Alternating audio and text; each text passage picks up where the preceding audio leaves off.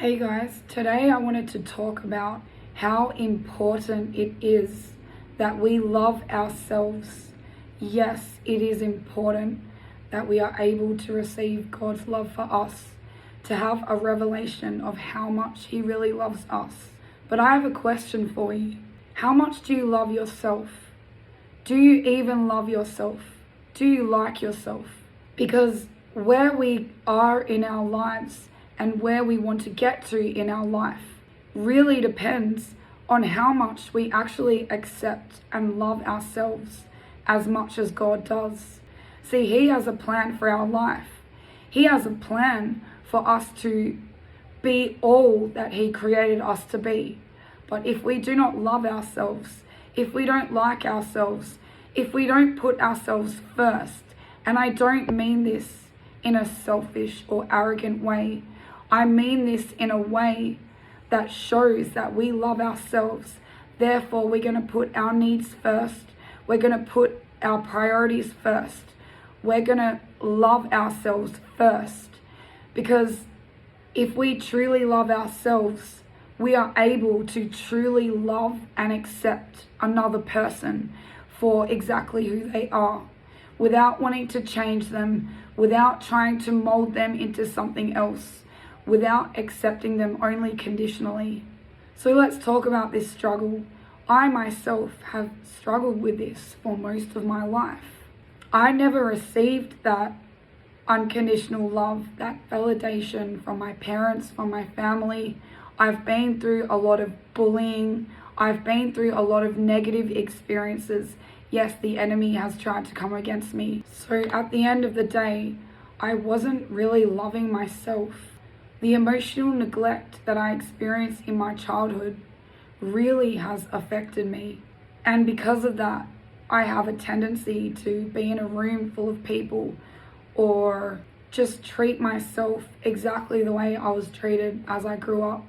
But what I've realized is by not putting myself first, by not loving myself the way God loves me, by not allowing myself to be fully myself around people, I can't reach my full potential.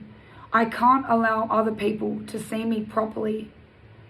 I can't do what God has called me to do. So it's important to learn how to love ourselves and to put ourselves first. If you're anyone like me, which you probably are, because no parents loved us the way that God demonstrated how to love a child. No parent is perfect. And what am I saying? That by not receiving that love, it actually caused us to stunt our own potential, to stunt our own growth. It demonstrated how to love ourselves. If we had a parent who ignored us, who neglected our emotional needs, who made us feel as though our presence was annoying to be around, for example, then that is how we are going to show up in the world. That is how we show up around other people. I spent a lot of my time delaying my own life, delaying my own destiny, because I didn't have the parents to show me that interest in my own personality, in my own self. So I actually struggled with dissociating around people and hiding my true identity. And for those of you out there who have been through a similar experience, who may be walking through this currently, I want to let you know it's time to start loving yourself. It's time to start seeing yourself through God's eyes.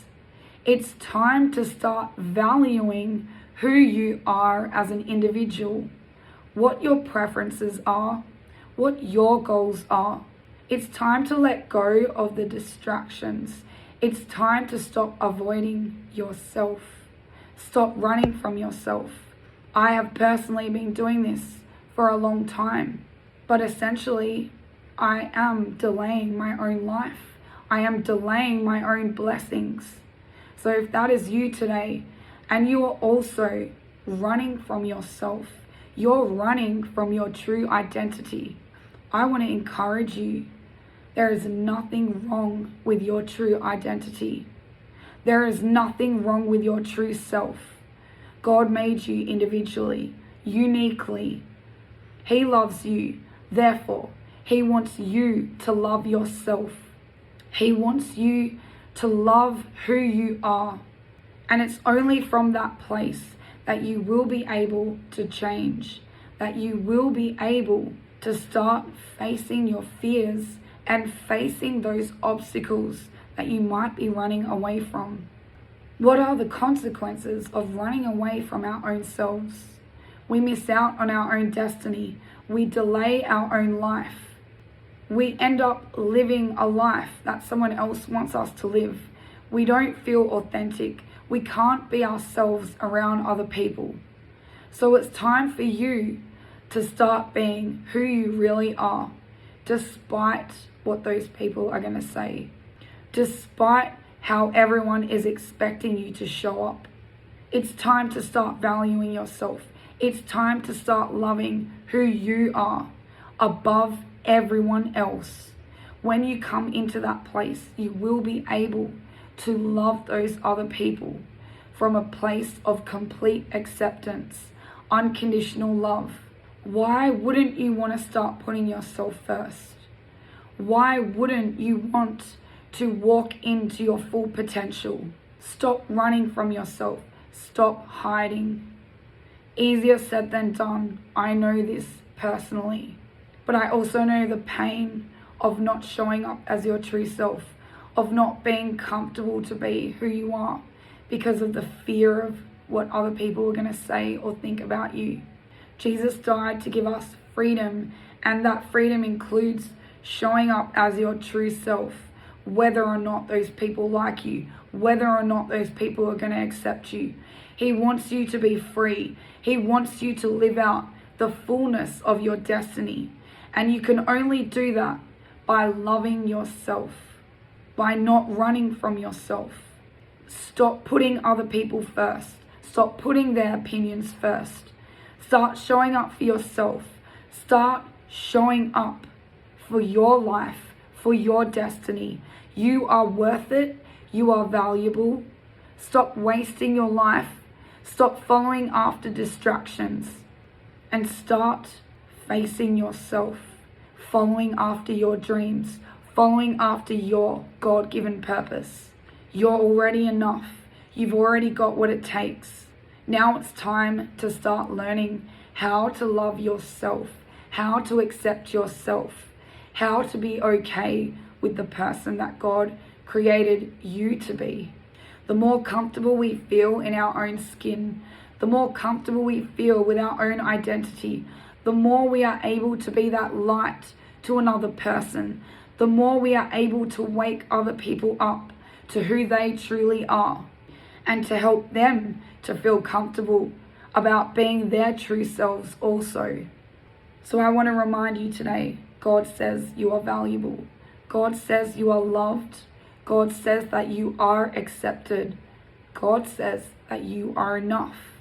He says you're talented. He created you in His image. You are fearfully and wonderfully made. God loves you. So start loving yourself.